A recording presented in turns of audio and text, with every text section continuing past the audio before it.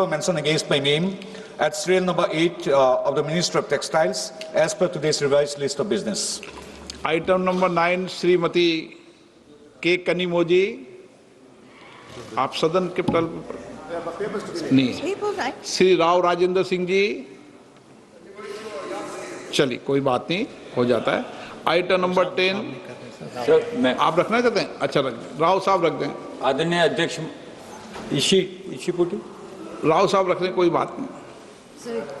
आदरणीय अध्यक्ष महोदय, मैं आज की कार्यसूची में अपने नाम के समक्ष यथा सूचीबद्ध उपभोक्ता मामले, खाद्य और सार्वजनिक वितरण संबंधी स्थायी समिति के 17वें और 18वें प्रतिवेदन की एक प्रति हिंदी तथा अंग्रेजी संस्करण प्रस्तुत करता हूं। Item number 10, Shri Jitin Prasad ji. Respected sir, with your kind permission, I make a statement regarding the status of implementation of the recommendations contained in the 195th report of the Standing Committee on Commerce on demand for grants 26-27, demand number 10, pertaining to the Department of Commerce, Ministry of Commerce and Industry. Item number 11, Shri Ramnath Thakur जी।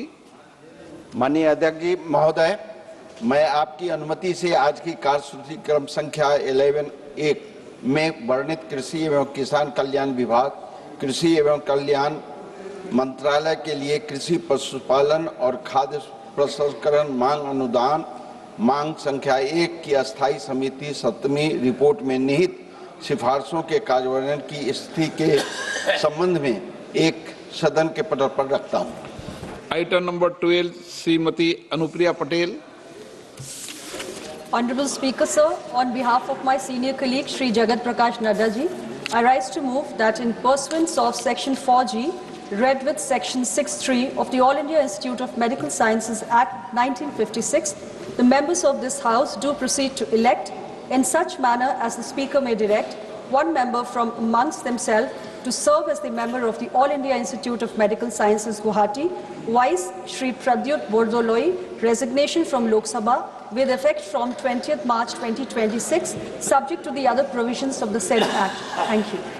प्रश्न है कि माननीय मंत्री द्वारा प्रस्तुत प्रस्ताव को स्वीकृत किया जाए। जो सदस्य प्रस्ताव के पक्ष में हाँ गए, जो सदस्य प्रस्ताव के विपक्ष में ना गए, मेरे विचार में निर्णय हाँ वालों के पक्ष में, हाँ वालों के पक्ष में प्रस्ताव स्वीकृत हुआ।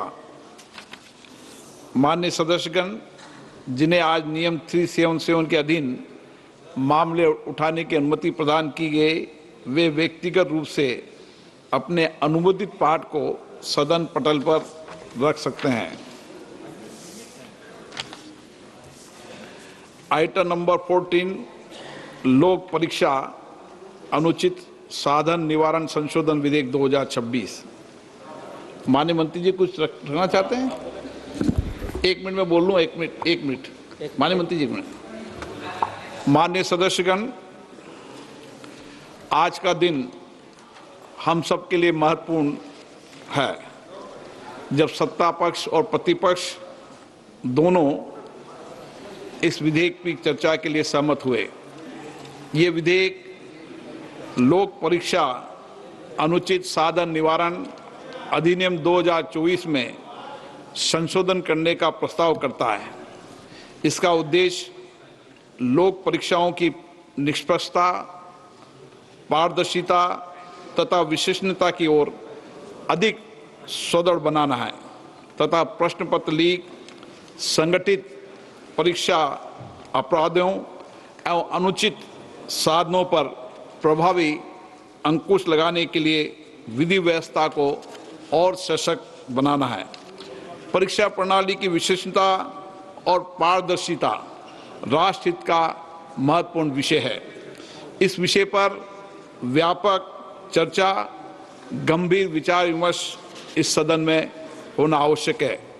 पूरा देश चाहता है कि सभी मान्य सदस्य इस विषय पर सार्थक विचार विमर्श करें, अपने अनुभव साझा करें, अपने विचार रखें और रचनात्मक सुझाव रखें, ताकि हम एक बेहतर कानून बना सकें।